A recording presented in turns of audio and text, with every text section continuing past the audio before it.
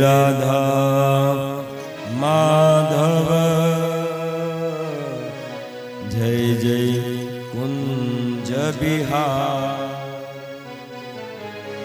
જય રાધા માધવ જય જય કુંજ બિહારી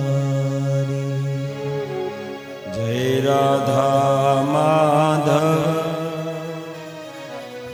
જય જય કુંજ બિહાર જય રાધા માધવ જય કુંજ બિહારી જય ગોપી જન વલ્લભ જય જય રાસ બિહારી જય ગોપી જન વલ્લભ જય જય રાસ બિહારી જય રાધા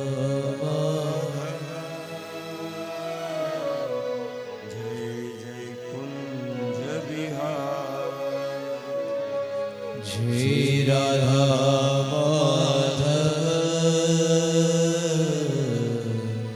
જય જય કુંજ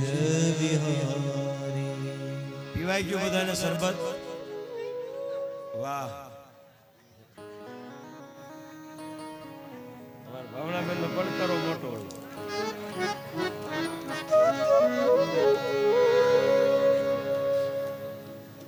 મેં કાલે કહ્યું હતું ને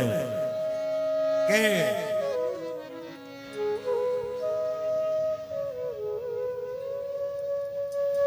અવસર નાવે આવો ગોવિંદના ગુણ ગાવો અવસરના આવે આવો ગોવિંદના ગુણ ગાવો આજ ભૂમિમાં કાલે મેં કહ્યું તો છતાં કહું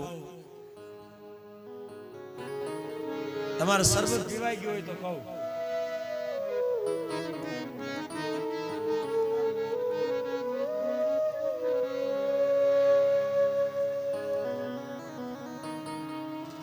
જ્યારે આ રાજલક્ષ્મી 3 નંબર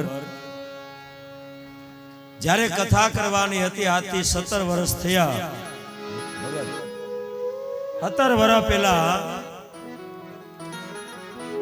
મારા વલ્લભભાઈ ભાનુ ભગત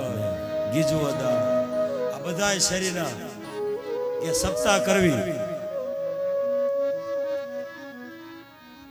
તઈ તો મને કોઈ ઓળખે નહીં ભગત હા કારણ કે પેલાવેલી કથા રાજકોટમાં મેં કાલે કહ્યું ને પેલાવેલી કથા રાજકોટમાં કરી હોય તો આ જગ્યા આજ વ્યાસપીઠ આ જગ્યામાં બેહી અને રાજકોટમાં પેલી કથા ગાય અને એવું થળ મજબૂત થયું અહીંથી ભગત એવું થળ મજબૂત થયું ચારેય બાજુ ડાળું ગઈ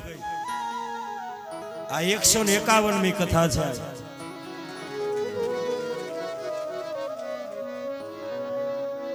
આ વટ વૃક્ષ તૈયાર થયું કારણ કે પાણી પાવા વાળા તમે બધા હતા ને હું તો કાયમ કથામાં કહું અમાર ભગત આવે ત્યારે કહું છું ભગત કે પેલા વેલી કથા હોય ને મારી કથામાં બધી કથામાં આવે કે પેલા વેલી કોઈ કથા રાજકોટમાં કરી હોય તો રાજલક્ષ્મી 3 નંબર 17 વર્ષ થયા નાના નાના હતા બધા